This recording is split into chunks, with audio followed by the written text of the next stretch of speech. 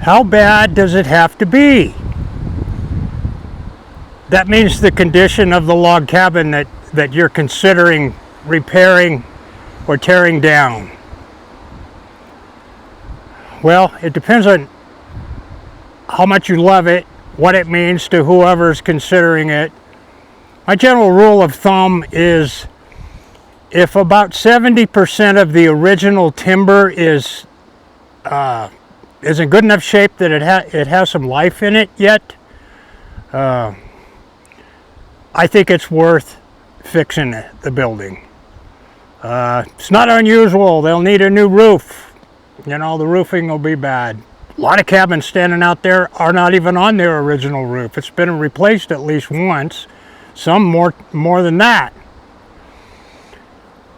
It's also very common that you will find the logs against the ground, 1 to 2 tiers of logs will be rotted or in poor condition and will need replaced.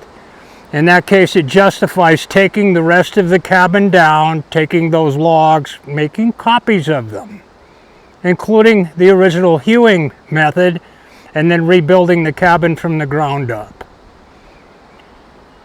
If you've got just a couple wall logs or something that you want to fix, then, you know, you might be able to just do it right there in place, not take the whole thing down. I have methods for that. I have methods for replacing bottom logs where one man by himself can put new footings under a cabin and replace the logs with minimum effort and get a nice job doing it. But look at your building and see if you think it's worth fixing.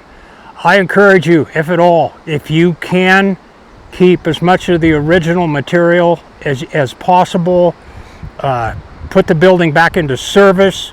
We're losing these historical buildings in the United States at an alarming rate. And I really feel like it's important to try to keep as many of these as we can. And I stand by my philosophy in my restoration career. I've affected over 90 buildings, either for museums, historical societies, ranches, and for families that love them. Thanks for tuning in.